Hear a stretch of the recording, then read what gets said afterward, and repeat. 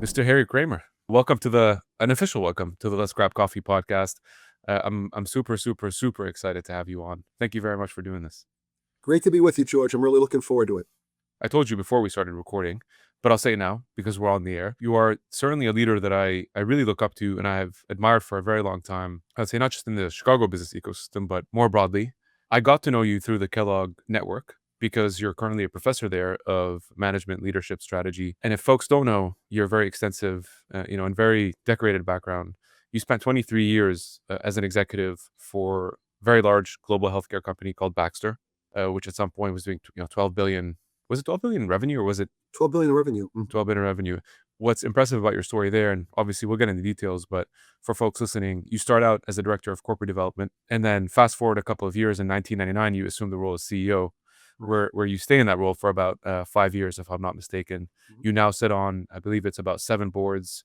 You're a professor, as I mentioned, at Kellogg. You got your own MBA at Kellogg in 1979. You're a father of 5. You've written 4 books, but above all else, you're a really wonderful human.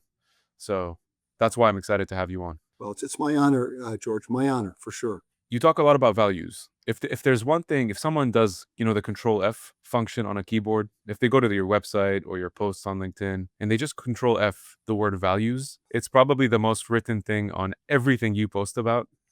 You got it.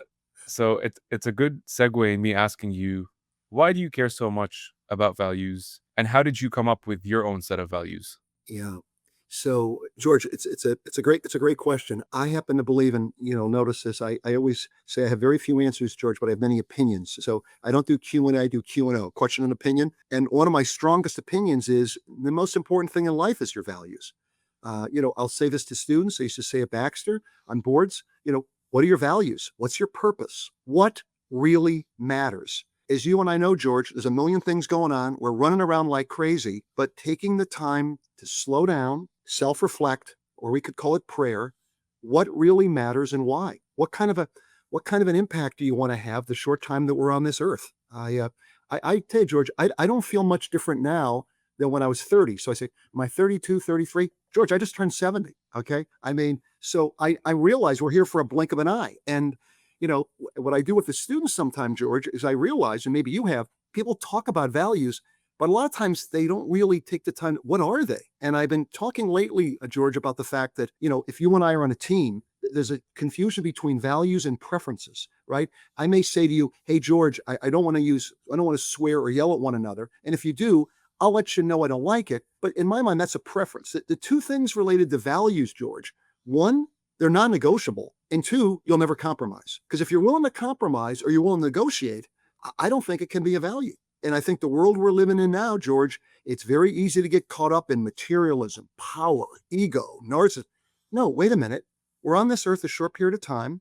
How do you find ways to get people to work together to help the world? And I keep things very simple, George, because there's this tendency to make things complicated. And I keep things very simple so I don't confuse myself. When did you come up with your values? Like, what was it during your time at Baxter? How did you come up with them? I'm actually curious about the actual process of you defining your own values, because now we're kind of talking about why they're so important. Yeah. But at what inflection point did you literally put pen to paper and we're like, all right, here are my 4, Yeah. tenets? Yeah. So a couple things, George, and remember, I said to you before we started, you can ask me anything. I'm kind of an open book. I would say there were several things, and I mentioned a little bit of this in my 4th book now, Your Value-Based Legacy, George. A couple thoughts. One is, I think some of it came from my upbringing, from my grandparents and my parents. Were pretty strong Christian perspective, and whether it's Christian or whether it's a different religion, a faith seems to me to have a power in this. And the way I was taught of Harry, this is right and this is wrong. This is how you treat people. This is not how you treat people. I can remember being a crazy story, George. I think I was 12 or 13 years old, and my uncle was a priest. And of course, if you're Catholic and you go to church, when I was a kid, you hear this: "We need more priests. We need more priests, George." Right? So I end up getting impacted by that. I'm one of these kind of thoughtful young guys. Believe it or not, I'm 12 or 13, and I visited my uncle as a priest, and I said, "Hey, Uncle France, I need to talk to you." And he said, "Why?" "Well, I think I've decided to become a priest." And he goes, "Oh my God, that's fantastic. You got a calling." I said, "No, I'm pretty sure I don't have a calling, but here's the simple math. We need more priests. And I got to tell you, Father Francis, if any of my friends become a priest, we're going to have a serious problem. So I got the short straw on this one. He goes, well, wait, no, Harry, if you have a calling, great. And it was very interesting, George, very insightful. He said, as I talk to friends of mine that are priests, ministers, rabbis, he said, most of us can focus on the people who come to service, but how do you reach the purpose who never come to service? So he said, Harry, I'll tell you this, what I love you to do, whatever you end up doing, whether you're in business, teaching, if you could remember and act in a way of what, God would want you to do and be an example for that, that's in my mind what your real calling ought to be. And it's interesting, George, even when I was running Baxter, 55,000 people, to me, it wasn't ego. It wasn't, oh, I'm a big shot. It was, George, I have an ability to have an enormous impact on 55,000 people, how we treat one another, how respectful we are, how we help one another. So that was one key point. And another key point, George, was the story you may have read about when I was dating a girl who became my wife. I don't know if I've told you this story or not. Mm-mm. So I'm a senior at this small college in Wisconsin, George, Lawrence University. And I meet a girl. It's her first day of school. I had the best job on the campus, George. I was running the checkout of the library. You couldn't take a book out if I didn't know who you were. So I meet this young girl. I start dating her. She's one of the few girls who was actually going to church on Sunday. But I was graduating so quickly, I came down to Chicago, and I tell my 5 children now, George, this is not okay now, but I rationalized it's okay then. Every other week, I would hitchhike from Chicago up to Appleton, Wisconsin. And I did this for a couple of months. Suddenly, I get a call from her father, a very intense guy from St. Paul, Minnesota. He said, I know what's going on. My daughter's 18 years old. We need to spend some time together. I said, super, you come to Chicago. No, you come to St. Paul. I'll tell you the weekend to come. So I thought, okay, fine. So I fly up there. First mistake I made, George, first weekend in December, I get off the plane and it's snowing like crazy. And I said, hey, we're going to go to like a Viking game. He goes, no. He said, we're going to go on a retreat together. And I said, what's a retreat? You'll find out. You're going to spend the weekend talking to yourself. Values, purpose, what matters, why. And I thought, wait a minute, what's this all about? Then he said something, George, if I had known this before I got on the plane, I never would have come up. He said, it's a silent retreat. I said, Oh my God. I said, You're still dating at this point?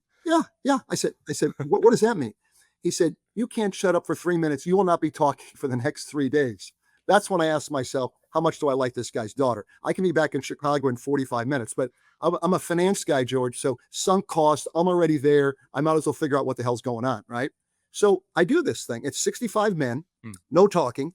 And every 3 hours, they'll give you things to chat about, George. They'll say, you're flying home, plane crashes. What would you have liked to have said to your significant other? Now, if you and I are talking about this, you jot something down. I got 3 days, George. I can't talk to anybody. And at the end of the 3 days, they say to you, this shouldn't be a one-time occurrence. You should spend 15 minutes a day doing a personal self-examination. And I can send you the link to this, George, but mine goes like this. What did I say I was going to do today? What did I actually do? What am I proud of? What am I not proud of? How did I lead people? How did I follow people? If I lived today over again, what would I have done differently? And the last one, George, is if I have tomorrow, knowing full well sooner or later I won't, based on what I learned today, how will I operate differently tomorrow? As an individual, as a father, as a spouse, as a Christian, as a leader, as a teacher. So I do this every night, George, for 15 minutes. And I've done this every night now for 40 some years. And the end of the story, George, which I don't expect you to believe, I married his daughter. And the last now 42 consecutive years, George, wherever I am in the world, the first week in December, I fly to Minnesota to go on this 3-day retreat the first weekend in December. And I've done this now with my father-in-law for 40 some years. Every single year? Every single year. Wow. It's sort of the most 3 important days. I remember you saying it was at the same time too, right? Yeah. It takes place like you're very committed to. It's the same date, usually like the same month. Yeah. It's the first. It's the believe it or not, a lot of retreat houses, George, they'll do this a couple of weekends a month. This place, the Montreville Retreat House in Lake Elmo, Minnesota, they do this 47 weekends a year. I'm part of week 46, from Thursday at 6 till Sunday at 6. In fact, you'll find this, George, on the way to having 5 children, Julie would say, Harry, this is unbelievable to you. This impacts your life, but Harry, this year I'm pregnant. Can you go a different week? And I'll say, honey, that's my week. I mean, that the guys I go with, that's my guys. To which, being a very bright person, she'll say, well, you don't talk to anybody. No, I don't. It's a silent retreat, but that's my gang. And George, a crazy way for your viewers to think about this. Think about your life, George. Whatever your business is, you kind of have like a strategic plan for what you're doing, and then you have your operational, how are you doing? And I realized, wait a minute, why wouldn't you do that for yourself? So once a year, George, 3 days, no laptops, no phones, no nothing. How can I be a better person, a better father, a better spouse, a better leader, better teacher? And then I got my little 15-minute check-in. And what it does, George, is everybody's running around. Everybody's running around. And they're all worked up. And you know, George, they got worry, fear, anxiety, pressure, and stress. And what I realized is through this self-reflection, through setting up your values, George, and what really matters, what ends up happening in my mind is I realized, in a way, George, it doesn't matter what happens. It doesn't matter because no matter what happens, I will do two things. Number one, with the help of a lot of good values-based people, I'll try to do the right thing. And two, I'll do the best I can do. And George, you and I are talking about this quickly, but if you can absolutely convince yourself that no matter what happens, picture your worst nightmare. I'll try to do the right thing. I'll do the best I can do. I would then argue, George, worry, fear, anxiety, pressure, and stress can be significantly reduced. You can never eliminate them, but that's why they call it work. That's why they call it life. It just literally to the point, George, where back up the truck, tell me the next problem, tell me the next issue, and we'll deal with it. How did you deal with, you're talking about pressure, anxiety, I guess stress. Like I usually ask this quite frequently to a lot of leaders I speak to who are in C-suite, who have been in C-suite, as someone coming up in my career, because something I actually wrote down to talk to you about is, and I don't know if I'm sure you're aware of this, a lot of the Gen Z generation are sort of shying away from traditional leadership roles. And the big concern that they have is, the sort of work-life balance, managing stress, and I actually wrote it down. There's literally a term that they're using, what's called conscious unbossing. This is literally, I'm a millennial, but as Yeah, part of doing some research, Gen Zs call this unconscious unbossing, which they're sort of trying to prioritize personal fulfillment over these like stressful roles. yeah, All this to say, like, how did you literally led 55,000 people. You were the CEO. You led this organization. It's a global large conglomerate in the healthcare space. A lot of pressure, a lot of regulation, a lot of oversight. How did you deal with it? Like, I'm really curious. yeah. What do So you tell George, yourself? no, George, one, I appreciate your sincerity. I appreciate and push on this and make sure that I'm very practical for you. A couple things you raise, George, that are crucial, important, great questions.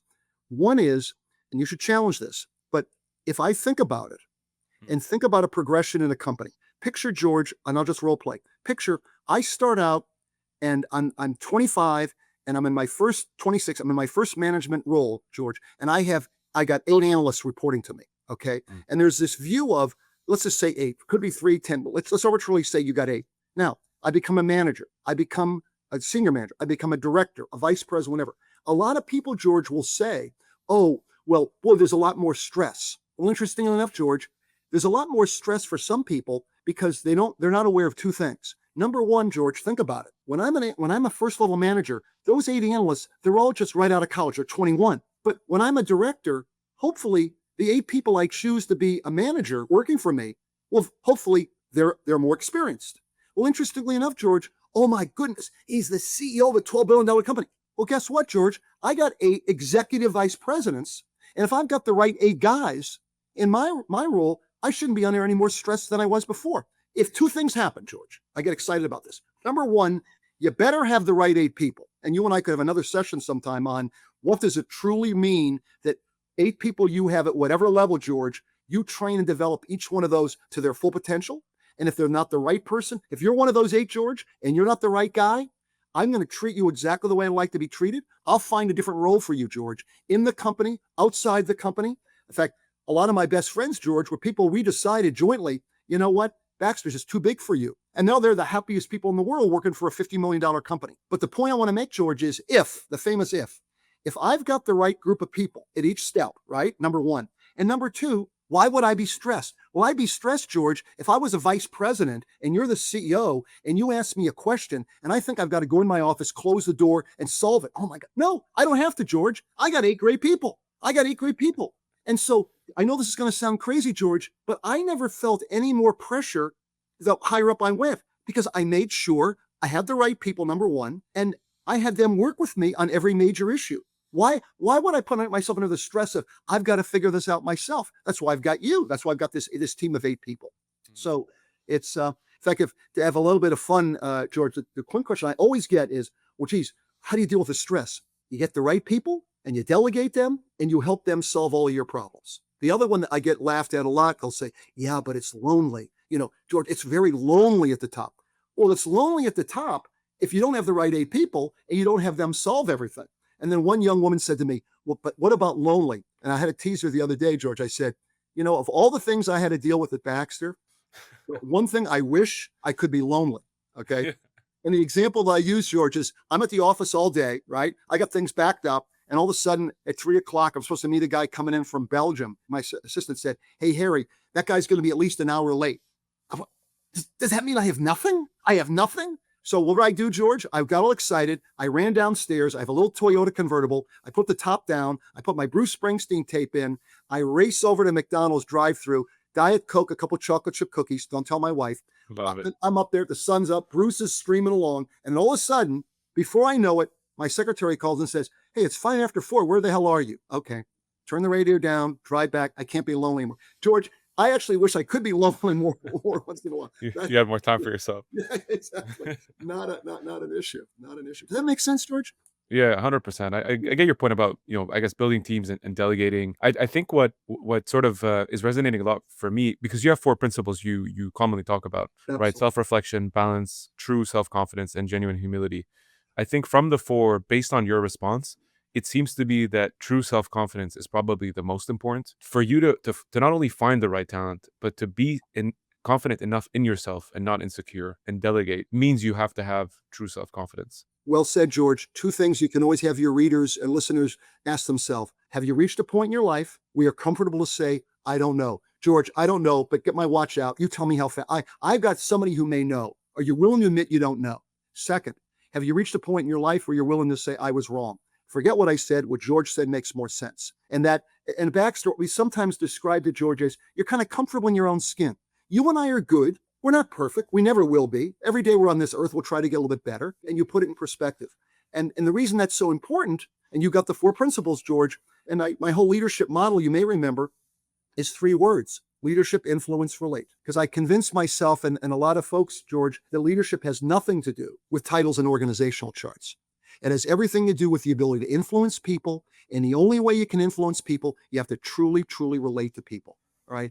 I really want to know what is important to you. Is it your faith? Is it your family? Is it your desire? What I really, truly want you to know that I have no personal agenda other than to help you, George, reach your full potential, whether it's in this company or someplace else. So and you might as well admit it. Now, of course, to have fun again, I had one very senior guy, George, saying to me, I've read all the 4 of the books and I get it. And this self-reflection, I get it. Balance, I get it. But this true self, I got a real problem. I said, what's that? He said, Harry, I got 800 people working for me. I'm not going to let them know what I don't know. I hold my cards tight. I am not going to let them know what I don't know. What do you think about that? And of course, I'm the one who's got to explain to this guy, George, they already know what you don't know. They're wondering whether you know what you don't know, or is the whole ship going down? So this idea of just being open and honest becomes really, really key. I can hear someone going back quickly just in terms of the sort of leadership, building teams, delegating. I know you've talked a bit about this before, but I want to bring it up now because a lot of my listeners or folks kind of tuning in now, they might be wondering, well, Harry, this sounds awesome, but I'm not a CEO at the moment. I'm not a VP, and I know you've talked. I think I've heard you on your the presentation you gave at Google. There was a segment where you talked about individual contributors and what they can do today, and you're infamously known for saying, you should have started like the leadership track yesterday, whether it's courses or things that you could have done to start shaping up, your repertoire. But how do you think about someone who isn't formally a leader, meaning managing a team at an org? What could they be doing to start building up their toolbox? Yeah. So, well, interestingly enough, George, it's in my mind, it's those 4 principles. I actually believe you can be, George, you can question it. I think you can be just as great or even a greater leader with people not reporting to you. Because think about it this way, George, let's say I got to get a project done and I need you to get it done. Well, if you report to me, well, it's a little easier because I say, hey, George, here's what I need to have you do. I always loved getting you to do something for me, not because you reported to me, but because I convinced you, hey, George, you're not in my function. You're not even in my division. But, George, here's why. Here's why the company would be a lot better off. And does this make sense? And will you help me get it done? So this whole idea of it doesn't matter. And here's the other thing I tell people, George, you can have any of your listeners, you can be anywhere in the org chart, right? Anywhere in the org chart from a beginner up to the very, very top, right? And often people kind of focus on, oh, who reports to me? And I look at it as, okay, forget whether anybody reports to you. Let's assume, George, you don't have anybody reporting to me and I don't report to you. We're sort of peers. Well, I can't get you to do something because you report. You don't. But do I have the ability through my ability to relate, my ability to influence of, hey, George, I think the world will be, this company will be a lot better off if we did this. And then you have the issue I have a whole course on, George, is how do you lead up? How do you lead up? What do you do when the people that are above you either don't get it, don't want to get it, or let's be honest, George, some of us have worked for people. I don't know, George, there's something happened to these people. I mean, I asked myself, did they have the wrong parents? I mean, something went wrong with some of these people. I'm not mentioning names, right? Well, how do you deal with that? Well, now let's just pretend, George, you're my boss or you're my boss's boss and you want to do something. I think there's a better way to do it. Do I have the ability, George, when I say relate, I'm just pretending, do I have the ability to figure you out enough to know, are you willing to be challenged? Do I do it directly or indirectly? Do I take you to a lunch? Do I realize that you're kind of a hierarchical guy, you're kind of egotistical, but wait a minute, there's another guy, Joe, who's also a vice president. I'm way down here, but Joe's a good guy and he doesn't have your ego. And guess what? Hey, Joe, I think that George wants to do this. What do you think? Hey, Harry, he's not going to listen to you, but why don't you give me the materials? Let me talk to him. So I'll find out a way, George, that I will influence the organization, whether people report to me or not, or whether people are above me, right? If I can tune into what really makes sense, and I have the ability to get to the right people, and be there directly or indirectly, I can have an enormous amount of impact. Yeah, that's it's a great way of putting it because I don't know if you've ever come across a book called The Leader Who Had No Title by Robin Sharma. Say that again? The Leader Who Had No Title. No. You recommend it? Excellent book, I think. I Okay. don't know. Yeah, it's I'll look it up. I'll look it up. Yeah. yeah, so Robin Sharma, a Canadian author actually from the University of Toronto, he had a best-selling book called The Monk Who Sold His Ferrari. Hmm. Excellent book. But this, yeah, a sort of separate book was The Leader Who Had No Title. Highly recommend. But a lot of he sort of shares stories of how one could display leadership when, in fact, sometimes it seems like it matters the least, but it has the highest impact. You know, you enter an office, and I know you're infamous for this too, like the security person at the lobby. Do they know you? Do you know them? Do you take the time to actually ask them questions? Do you know their family? Do they know you? You know, or you just sort of breeze by and you're like, hey, can you open the gate?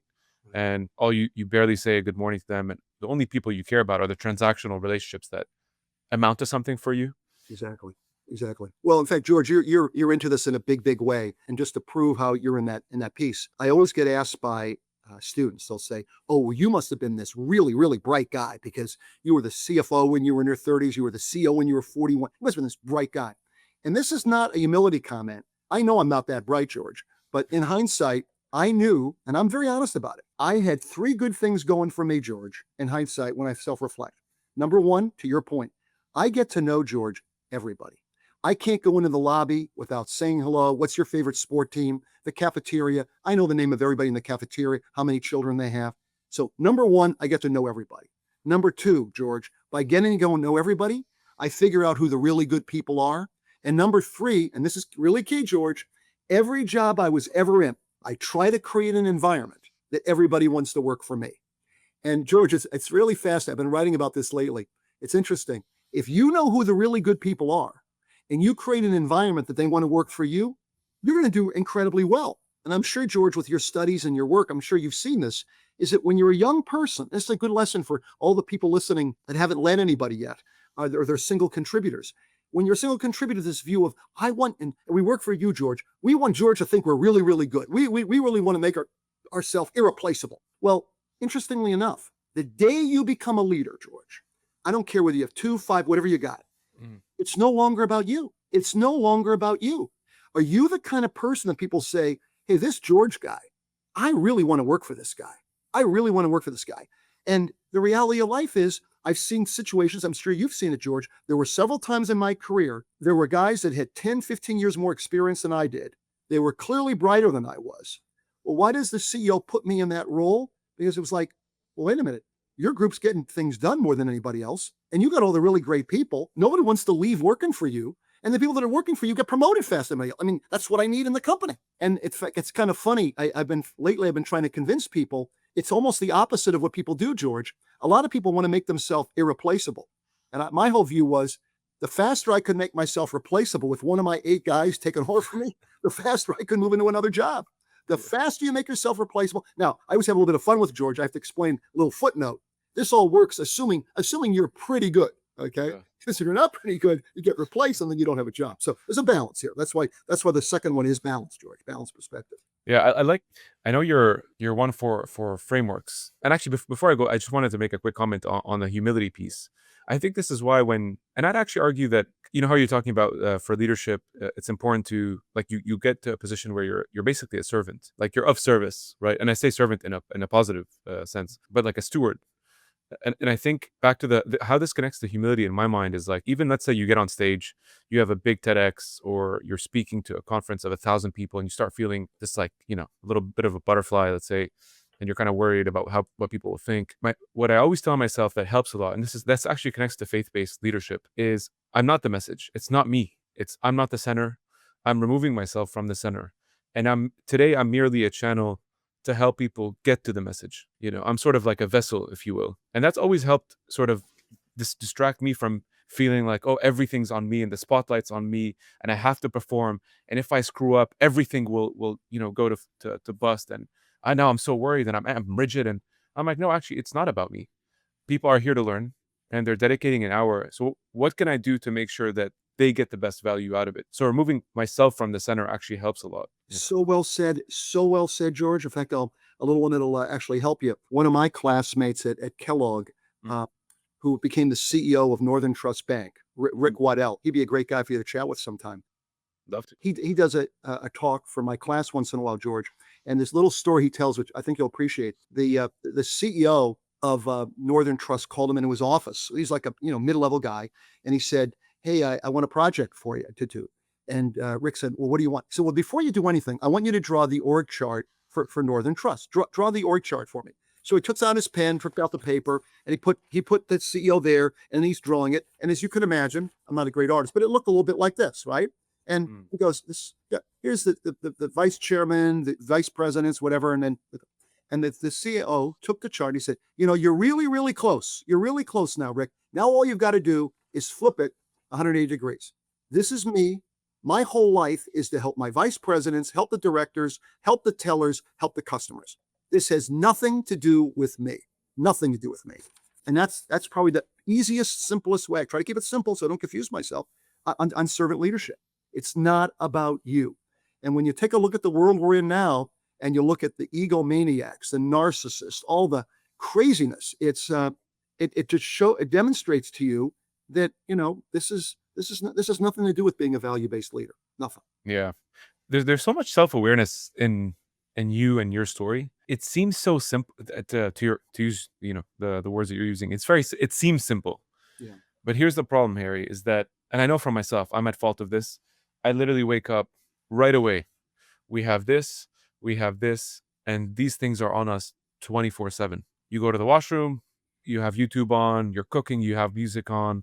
Yeah. I feel like honestly, if I were to self-audit my day and how much of it is actually in silence, I'm almost worried to know the percentage. And that's maybe why it's difficult to come up with these reflections. And I know you have this 168 framework, which I wanted to ask you about, Yeah. which is basically 168 hours each week.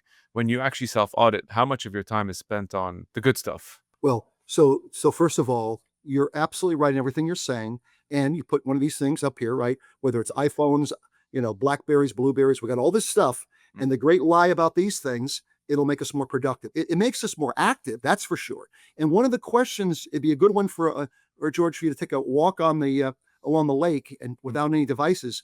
Have we confused activity and productivity? We're very active. How productive are we, George? Are we moving so fast we don't even know how productive we are?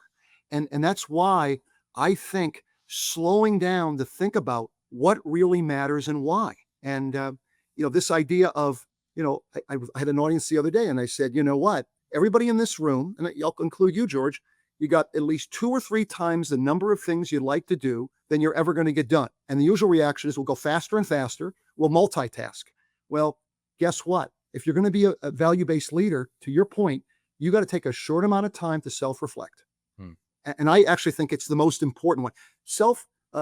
True self-confidence is key, but I think that comes from self-reflection, because you stop and ask yourself, what really matters and why. And to slow down and to think about that, George, and take a short amount of time really, really helps. And you mentioned the comment. Every audience I go to, I was in China a month or so ago. I came back from India. I was down in Puerto Rico. I always ask folks, how many of you have heard of this concept called work-life balance? And everybody raises their hand. And I'll say, now, okay, guys, I like this to be I'm sure you've heard this, George. This will be the last day you should talk about this. I said, because look at my hands, and I'm going to say it out loud real slowly, and you can repeat it to yourself. Work-life balance. It looks like you're either working or you're living. And some of us are working. If that's not living, what is it? And I decided, you know what, many years ago, no, it's not work-life balance. It's life balance. And when I was writing that book, Year 168, George, I interviewed about 300 people, and I asked them a simple question. What does life balance mean to you? And it was fascinating, George. Some people said, well, I have 3 buckets that are important. Some people said, I got 10. As a math guy, there's an amazing normal distribution related to 6. 6 covers, George, I think, just about anything anybody would want to do. So I'll give it to you real quick, George. There's 1 bucket for your career / your continuous education. Mm-hmm. There's a bucket for your family for some people. There's a bucket for your faith for some people. There's a bucket for your health. Hopefully, that's where you put a little bit of sleep in, George, occasionally, a little exercise. There's a 5th bucket for fun, going to the ball game, doing something fun. And a 6th bucket, some people call it social responsibility. I call it being a best citizen. You know, what difference do you want to make the short time you're on this earth? And those 6, career, family, faith, health, fun, making a difference, that's what I think you really want to do, George. You want to take the time, shut off all the devices, and ask yourself, what percentage of your time are you going to spend on each one of those 6? And tell me if this is helpful, George, but I'll give you the quick note in case somebody wants to try this. You take those 6 on a sheet of paper. Mm-hmm. The first column, George, is your goal, and double underline the word average. On average, what percentage of your time would you put on each of those 6? And by definition, there's no one answer to this, George, because your 168 will be different than mine, different than Joe's, different than Mary's. But what's the goal on average? I say on average because if you're traveling to Europe for a week, well, obviously there's other things that aren't going to happen, right? It's going to change, yeah. It's going to change.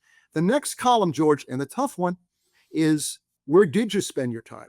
Take a look at your calendar for the last 4 months. On average, where did you spend your time? That's the second column. And the third column, George, is the difference. I've yet to meet the person who said, there's an amazing coincidence. My goal lined up with where I'm spending my time. In fact, I convinced myself at the end of the book, George, I don't think it's possible to achieve life balance. If you get close, congratulations. If you're far away like most people, it's probably a good idea to say, why did you say your faith was important or your family was, if you're not spending any time with them? I mean, we're not idiots here. And interestingly enough, George, I probably get this from an executive that I'll coach almost every week. This happened this morning. Some guy said to me, you know, Harry, I've read the book.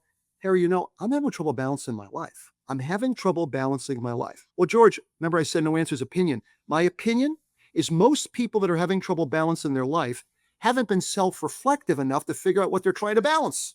If you haven't figured out what matters, how could you possibly balance it? And again, George, may sound amazing. I am incredibly open. If Joe says to me, you know, Harry, I've thought about it. I've read the book. You know what, Harry, my work's the most important thing to me. And if I have to sacrifice my family, I'm willing to do that. Now, I'm not going to judge that. All I'm trying to do, George, is I'm trying to limit the surprise. One of my favorite expressions these days is somebody will tell me they're doing this or that, and they're surprised, and I'll say, you know what? I'm surprised you're surprised. Because if you're self-reflective, you shouldn't be. I mean, George, every time I go to New York, I land at LaGuardia Airport. I haven't been able to land at LaGuardia Airport for the last 3 years without one of my students who's read the book will say, boy, you know, I'm just really surprised. I said, Mary, what are you surprised? Well, I'm working for XYZ consulting firm or investment bank. I haven't seen my significant other for a week. I'm working 20 hours a day. I'm just really surprised. And I don't say it, George, but in my mind, I say to myself, I'm surprised you're surprised. Did you not look at the fine print before you took that job? Okay. And then convince yourself, well, but they're going to pay me a lot of money. Well, I'm a math guy. Okay. You take a lot of money, divide by 100 hours a week. You're making about $5 an hour. I mean, hello. You know, let's not be surprised. Don't be surprised. And Harry, how do you get unstuck in that scenario? Did you ever feel stuck in your career? And stuck maybe not in the sense of stagnating, but stuck in the sense where the balance was out of whack. And for someone who might feel that way right now, what is your advice to get unstuck? Okay, so super good question, George. You're fantastic. A couple things. One, this self-reflection that you and I talked about. spending a couple minutes every night, in my mind. Some people say, oh, I'll do it once a week, but Mhm. no kidding around. Am I being true to the sheet of paper that lists what I said I was going to do? That's just the first part, George. The second one, and you remind me, it's very important. That's why this self-reflection thing is a 3-hour class in itself, is you got to find, George, a few people you can bounce this off of for a reality check. Because we can all fool one another, right? Or as my wife Julie will often say to me, hey, Harry, left to your own devices, you could convince yourself of anything. Do you want to know what I think? George, after 43 years, the answer to that better be yes, or I'm in a lot of hot water, right? And then you also, in addition to maybe a significant other or a spouse, George, I'm a great believer in you got to find some really good people. So if I got to know you better, George, and I said to myself, this guy's a good guy. This guy, he's got his act together. Well, then you know what, George? I'm going to sit down with you. I'm going to take you to lunch and I'm going to tell you a little bit about my values, my purpose, whatever. And the beauty is I want to get a reaction from you. And George, look at the reaction. Look at the range of reactions I could get from you. I'll give them to you, George, from the good news or the bad news, right? The good news is I'm explaining this to you and you stop me and say, hey, Harry, stop. I've been working with you now for 2 years. Based on your actions, I could have guessed what your values are. You're right there. Now, the scary part is the opposite, George. After you're listening to me and you stop me and say, well, wow, based on your actions, I'm amazed you're confused enough to think you're like Dr. Jekyll and Mr. Hyde. You're like you're like Sybil or something. You're like way out there, right? And so, I mean, let's be honest, George, we can all fool ourselves. We're all just human. So finding people to bounce this off of, am I being true to what I said? Why do I feel like I need to take that job? Is that consistent with my faith? Is that consistent with my beliefs? Is that consistent with what I've got 5 children? I'm going to spend time with my children. And an awful lot of people, George, this is another big lesson for me. A lot of people get very concerned about what would other people think. Yeah. What are people going to think? And I'm sure you know, George, you sound like a pretty values-driven guy here. People aren't thinking about you that often. They're kind of mostly focused on themselves. I'll tell you another little story, George, that helped me out a lot when I was young. When my parents I mentioned this in one of the books. When my parents retired, my father liked to sing, not a good singer, George. My mother played the piano, definitely not a great pianist. But when they retired, they went around to nursing homes and performed at these nursing homes a couple times a week. And it was wonderful. You get these 80, 90-year-old people and they're playing. Of course, most of them are either deaf, so it doesn't really matter how good it is. But I find it interesting. And George, I would suggest your listeners sit down and spend a little bit of time with either their grandparents or people in their 80s. George, you can learn a lot. And the one I'll never forget was sitting down with a guy who was in his 80s, and he had been a senior executive with a company up in Minnesota. And he said, hey, son, let me tell you something. When I was about 50 years old, I decided I didn't want to be a lawyer anymore. I really didn't like being a lawyer, and I really wanted to teach. But I was really worried, what are people going to think? What are people going to think? And I never did it, and I ended up being a lawyer. But he said, at 85 years old, let me give you some advice. He said, Harry, any person, I think this is true for you and I, George. I think it's true for anybody. He said, any person can divide everybody in the world into 2 groups. He said, the first group, if you're really blessed, if you're really lucky, could be as many as, 8, 9, 10 people, maybe if you're lucky. And then you got everybody else. Now, if you think about that group of 8 to 10, these are the people, George, who truly love you. These are the people, they care about you. And George, when you say, hey, I just got promoted, these are people who say, well, George, are you taking care of yourself? You're taking care of your health. How's your family? Because if you think about it, George, you don't have to impress these people. They just want you to be happy. So now let's talk about everybody else. Now he said, everybody else, they're not bad people, but mostly they're focused on themselves. They don't really have a lot of time to worry about Harry and George. So this 85-year-old guy sitting there saying, who are we thinking about? Why wouldn't we do what we think we're called to do, which is something that makes us happy and that we think we can make a difference? And I thought, wow. Well, I never forgot that, George. So when I was leaving Baxter and the dean at Kellogg at the business school said, hey, I'd really love you to teach. I remember that guy. And I thought, I'm going to have a lot of CEOs. And I had a lot of them, George. You're doing what? I mean, why wouldn't you continue? So wait a minute. No, never. Here's another kind of life lesson for me, George. Never let your identity be your job. If you were on a plane with me, George, even when I was CEO Baxter, that, I'm married to Julie, I have 5 children. If you ask me where I went to school, I may say I work at Baxter. I have no reason to tell you I'm the CEO. That's just one thing I happen to be doing for 5 or 6 years, right? But these guys were like, well, you're gonna be a teacher. I mean, this is the best thing that ever happened to me, George. Best thing that ever happened to me. So this whole idea of, to your point, George, surround yourself with good values-based people. and figure out, what you're called to do, what you think you're called to do, what you think you're going to make a difference in the world while we're here. Again, and I apologize. I keep this very simple, George, because I don't want to confuse myself. No, I like it. It's pragmatic too. It's actually something we can all use.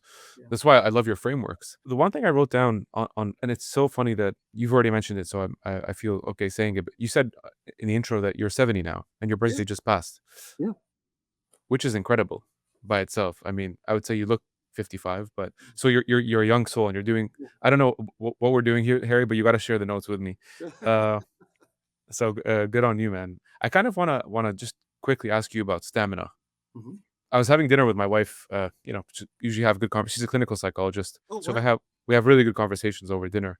And the one thing I was reflecting on, being earlier in my career, is thinking forward. So forward looking. I think the one thing that I think a lot about is stamina. Like to stay in this game for a long time and consistently improve and do well and not have these like roller coaster rides in my life. The one thing that came to my mind was stamina, whether it's mental health or it's corporate. How did you endure that stamina in your life so far? What has helped you the most? I got to tell you, George, I'm not just saying this because I'm talking to you. Your insights on this and the questions are phenomenal because Thank you, sir. it is no, it is it's actually perfect. And I'm going to give you some thoughts on this. So George, what I would say to you, looking at you on the screen here, you look like you're about 25, by the way. And people that I know, I would say that every one of the listeners, this is not a sprint. It's a marathon. It's a marathon. Okay. And if you don't create the stamina, if you don't create the background that you can run this marathon, you're not going to make it. And George, maybe you've seen this. Maybe your wife has seen this. I went to Kellogg with people. They got out of Kellogg, Northwestern. They took off like a rocket ship. They got to be about 35. They're done. They're just washed out. They're done. And the example that I ask people to think about, I'll mention it to you, George, is if you were up, I assume you were in sports at some point in your life. A little bit Well, of basketball, yeah. okay. Well, but think about it. What did the coaches tell you when you were in sports? My coach was, guess what? Do the best you can, leave it on the field. But by the way, Harry, don't eat a lot of garbage. Make sure you get rest, get some sleep, make sure you exercise. Well, what are we doing? Okay. Half the time, George, a lot of our listeners, if you ask them, are you getting enough sleep? Are you getting enough rest? What are you eating? Okay. It is not a sprint, it's a marathon. And this idea of pacing yourself, I think, becomes really, really important to the point where you got 168 hours, right? I got 168 hours. In fact, it's kind of funny when I do talks on this. It's really funny, George. All the proceeds from my talks, you may know, and all the books, everything goes to the 1 Acre One Fund. acre fun. Yeah. But what's really fun about it, I was doing a talk for a big company a couple of weeks ago. They bought 500 books for the 1 Acre Fund, made a big contribution. But the CEO attended the thing, and before it started, he goes, "What's 168?" I said, "You bought 500 books." He goes, "I didn't get too far." Well, it's on the cover of the book. CEOs, I guess, are pretty busy people, George. I don't know. And he said, "Can you give me a hint?" I said, "When you're working really hard, how hard are you working?" He goes, "I'm working 24/7." All right, I was a math guy. Multiply it out, 24 times 7, carry the 2. You usually get 168. So everybody's got 168 hours. So what are you going to do and what are you not going to do? And it's interesting, George, because somebody says, "Well, I like to exercise, but I don't have the time." I get this a lot, right? And what I say is, wait a minute, stop. Keep it simple. You got 168 hours. You got the time. Now, is it a priority or not? Okay. And by the way, George, I'll mention this to you. 4 favorite words I tell executives and students all the time. 4 words: discipline, focus, consistency, credibility. I got to be disciplined. I got to stay focused. And if I do it consistently, then I build credibility. So when you say stamina, and by the way, Julie gets most of the credit. I'll give you a couple crazy examples. She said to me, and maybe your wife does this to you, but she's kind of remarkable. She'll say, this is 40 years ago. She said, "Harry, you're into this 168 number. You're a math guy. Well, Harry, what do we say we're going to do for an hour? And then we do it for 3 or 4 hours. We don't get much out of it." I said, I don't know. Television. He goes, "Harry, I don't think we should watch it." And I said, "Well, boy, I need the news." "Harry, you read the Wall Street Journal, Financial Times, Economist. Harry, the only thing you didn't know that Jojo, the baboon, got out of the zoo. So we haven't watched television for 40 years. To which then the other one she said, and this is going to be painful for some of your listeners. She said, "Harry, what do you do?" This one at Kellogg. "What do you do? It takes 5 hours. You're not getting much exercise, and I'm not going to do it." I said, "Oh, that one, yes, golf." She said, "Harry, in the amount of time it takes you to play 1 round of golf, you could be on an elliptical or a treadmill an hour 5 days a week." Mm-hmm. The last time I went golfing was 45 years ago, and I do an elliptical for an hour 5 days a week. All right. And so it's putting in perspective. And you mentioned the 70 thing. I tell you what, George, when I left Baxter and the dean asked me to teach, he thought I was going to do finance. And I said, you got all these brilliant PhDs. I got an MBA. And he says, well, what do you want to do? I said, well, I owe a lot to you guys. So I want to focus on leadership, value, and ethics, how you lead people and so on, what kind of values. And he said, that's fine. And I got to tell you, George, I thought I'd do it for 5 years. This is my 20th year of teaching, to which I say to myself, if I was at Baxter for almost 25 years and doing this for 20, how could I still only be 40 years old? How could that be? So you mentioned the 70s. So you'll appreciate this when you talk about stamina, George. The dean said to me a couple of weeks ago, she said, hey, I think we said we could talk about anything. I mean, you've been the professor of the year, but you're set. What are your plans? And I said, I thought a lot about it. I'm probably down in my last 20 years now. And she said, so you'll do this till you're 90? I said, well, God willing. I said, Julie told me 45 years ago, and it was like you getting married, George. We're getting married. She said, for better or worse, sickness and health, not for lunch. I mean, you being around for lunch isn't going to work out at all. So I got another 20 years of this, George. We'll do a few more podcasts together for sure. I can't wait. And hopefully always in good health. I want to just go to talk about legacy real quick. Yeah. And just what does this all mean for you? What do you want to leave behind? Yeah. What does a life that's fulfilled look like for Harry Kraemer? Yeah. Well, maybe one thing I'll do, George, for the listeners too, is how did all this happen, right? Well, when I first started teaching, and I get all the ideas from the students, George, when I first started teaching, the thought was, how do you become a value-based leader? Because as you know, George, you can't lead yourself until you lead others. And that was sort of the 4 principles as you quoted. Then people started to ask me, well, how do you lead a value-based organization? Now, this 8 out of 8 and the feedback and the development. And then it was, all right, how do you live a value-based life? The 168. And it was only about a year and a half ago. I thought I was done, George. But then a year and a half ago, somebody said, what's your value-based legacy? And I ended up studying the word legacy for quite a bit, George, and realizing, no, legacy, it's not about the money. It's not about if you set up a foundation. It's about what difference are you making that goes way beyond you? And it's small things. It's setting an example for your children, your grandchildren.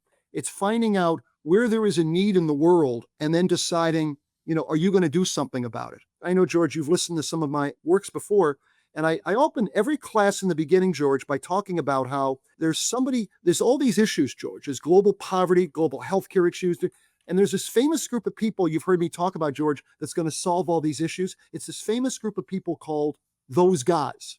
No, we are those guys. I mean, if you and I are not those, if your listeners are, who is? Right? We are those guys. And one of the best examples was a fellow, so I always ask people, are you still looking for those guys? Or do you realize you are one of those guys? Or another way of thinking about it, with all the issues and challenges in the world, George, I asked executives yesterday, are you watching the movie? Or are you in the movie? Are you talking about it? Or are you doing something about it? And one of the best examples was this fellow, Andrew Youn, Y-O-U-N. You can look up the oneacrefund.org. And literally this fellow said, you know what? I took a trip to Kenya. I can't get comfortable with the fact there's 800 million people in the world, George, that aren't eating. And they're farmers. Wait a minute. How does a farmer starve? If we could get these people basic hybrid seeds, basic fertilizer, we could double or triple the crop yield on these farms. And speed forward, that was 17, 18 years ago, one of the first years I was teaching. And interestingly enough, George, he and his team have hired 9,000 Africans. They started in Kenya. They're in Kenya, Rwanda, Uganda, Tanzania, and they have doubled or tripled the crop yield on, let's see now, 5.2 million farms. And they're saying they're only part of the way there. They want to make a bigger difference going forward. I think I mentioned, Chief, the 4 pieces of this in terms of the ability to how you be a value-based leader, how you build a value-based organization, how you build a value-based life, and your value-based legacy. And this whole idea of, hey, we're on this earth for a short period of time. What difference do you really want to make?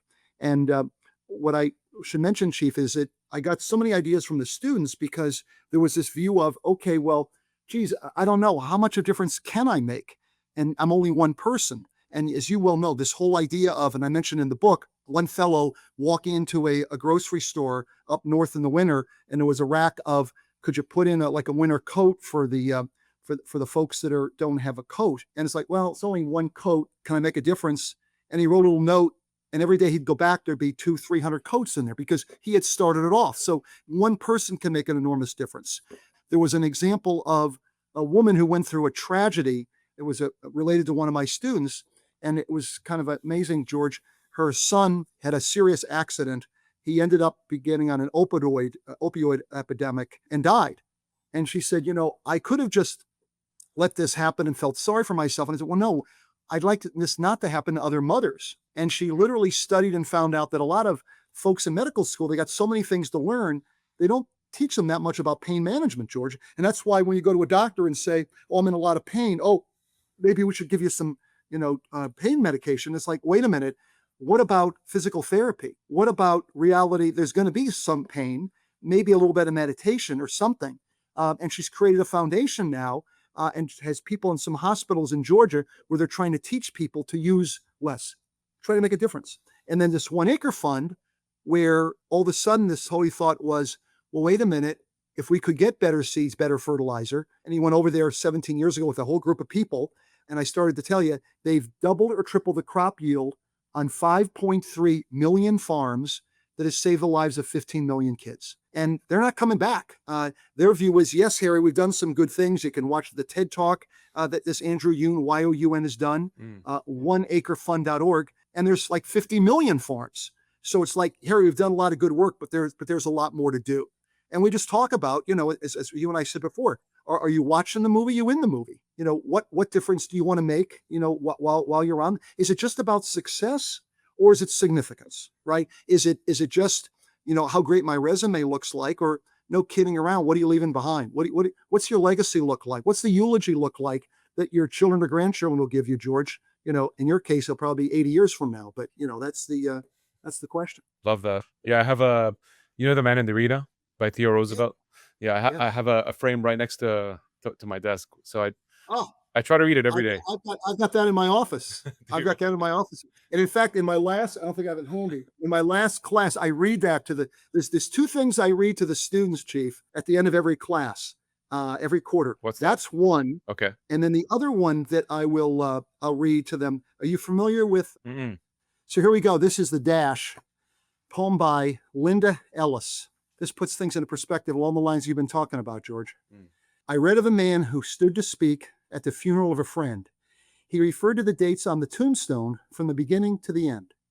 He noted that first came the date of birth and spoke the following date with tears, but he said what mattered most of all was the dash between those years. For the dash represents all the time that they spent alive on earth, and now only those who love them know what that little dash is worth. For it matters not how much we own, the cars, the house, the cash. What matters is how we live and love and how we spend our dash. So think about this long and hard, or the things you'd like to change, for you never know how much time is left that can still be rearranged. If we could just slow down enough to consider what's true and real, and always try to understand the way other people feel, and be less quick to anger and show appreciation more, and love the people in our lives like we've never loved before. If we treat each other with respect and more often wear a smile, remembering that this special dash might only last a little while. So when your eulogy is being read, with your life's actions to rehash, would you be proud of the things they say about how you spent your dash? Wow.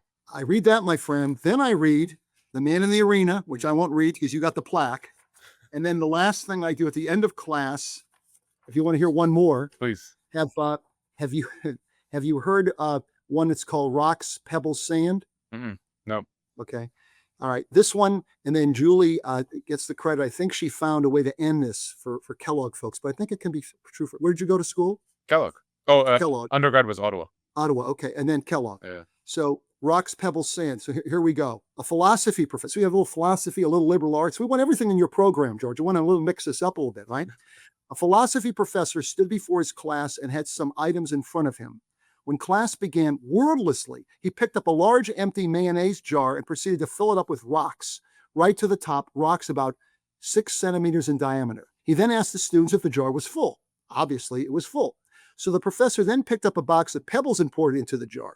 He shook the jar slightly. The pebbles, of course, rolled into the open areas between the rocks. The students laughed. He asked the students again if the jar was full. They obviously agreed it was completely full. Then the professor picked up a box of sand and poured it into the jar.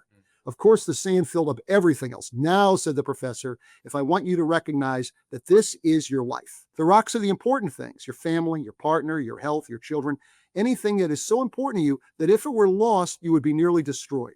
The pebbles are the other things in life that matter, but to a much smaller degree. Pebbles represent things like your current job, your house, your car. The sand is everything else, the small stuff. But here's the point. If you put the sand or the pebbles into the jar first, there is no room for the rocks. The sand goes for your life. If you spend all of your energy and time on the small stuff, material things, you'll never have room for the things that are truly most important in your life. Pay attention to things that are critical in your life. Play with your children. Take your partner out dancing. There will always be time to go to work, clean the house, give a dinner per party, and fix the garbage disposal. Take care of the rocks first, the things that really matter. Set your priorities. The rest is just pebbles and sand. Then here's what Julie added, is that you'll appreciate. Then a Kellogg student named George pulled out a bottle of beer and poured it out and proceeded to pour it into the jar. Just goes to show that no matter how full your life, there's always room for a few beers. Wow. That's what a I couldn't think of a better way to end this conversation, to be honest. Well, And for a lot of folks who don't have, the opportunity, the ability, or the privilege, I guess, to attend Kellogg and take one of Harry's classes, at least now you got a little bit of a taste. So, Mr. Kraemer, I really, really appreciate it. I can't thank you enough. Thank you for your grace. Thank you for sharing all those bits of wisdom. And thank you for imparting, a little bit of your legacy in this 1 hour conversation. thank you so much, George. We'll do it again sometime. A lot of fun. I hope so.